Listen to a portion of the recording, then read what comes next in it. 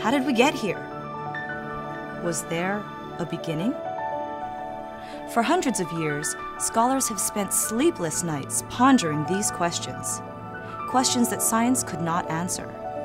Until less than 100 years ago, the accepted scientific theory was that the universe had always been here. Well, the interesting thing is, of course, that scientists for a long time, at least modern scientists, didn't believe in creation simply because it was a very inconvenient phenomenon. I mean, how could you possibly have a world that was created without knowing how it was created? And so science ignored it or tried to sweep it under the rug.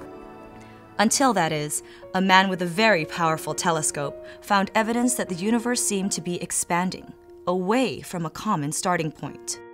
And of course, if the universe is getting bigger and bigger now, if you run the tape backwards, so to speak, into the past, then the universe gets smaller and smaller, and then eventually you find that it has a point-like beginning. Other scientists observed anomalies too, and it took a Belgian priest to put the pieces together into a theory dubbed by one critic as the Big Bang. The Big Bang theory works. We know it works. It describes the late evolution of the universe. We see the Hubble expansion of the universe. We see the background radiation in the sky. We even see detailed properties like the number of nuclei that were formed in the early universe. But what we don't know is what happened in the very beginning, ironically. That door of understanding, giving us such a big picture of our universe, raises other questions too. Questions we're still wrestling with. With science, we do what we can. There are some big questions that, of course, everyone wants to know the answers to. Why are we here? How did it all begin? Nevertheless, we can penetrate into the depths of the universe. That's a very remarkable fact about the world that is rationally transparent to our inquiry. And I think it would be very intellectually lazy just to say, well, gee, that's a bit of good luck for you chaps who like that sort of thing, and leave it at that. There's a mystery there. How did it come to be that we live in a world where some trees reach to the sky and others sweep the ground? Where one species helps another reproduce, and where the knowledge of our ancestors can be passed on to us?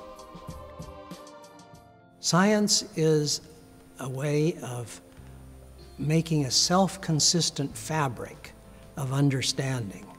It's like a great tapestry. And if there's something you don't like about it, you can't very easily just unzip one part of it and say, no, that won't do. It seems to me that these are facts that are highly significant and should not be just treated as happy accidents. Now, of course, a religious belief suggests that the world is rationally transparent and rationally beautiful because the mind of its creator lies behind its wonderful order.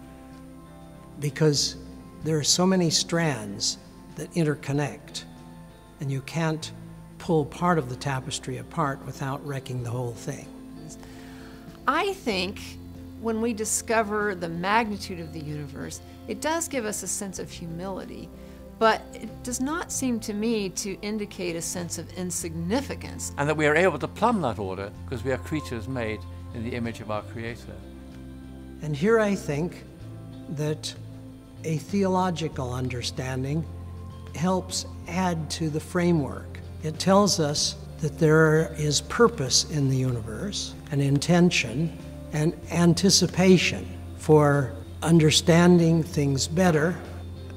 A lot of my friends in the scientific community have a wrong notion about faith. Their picture of faith is that you shut your eyes, you grit your teeth, you believe 6 impossible things before breakfast because some unquestionable authority tells you that's what you've got to do, don't ask any questions. Of course, they don't want to commit intellectual suicide, but neither do I.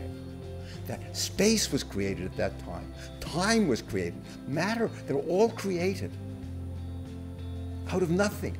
But there wasn't, nothing isn't, you can't even conceive of nothing. There was no space. So there wasn't like this empty space, because empty space is something. So there isn't such a thing as before.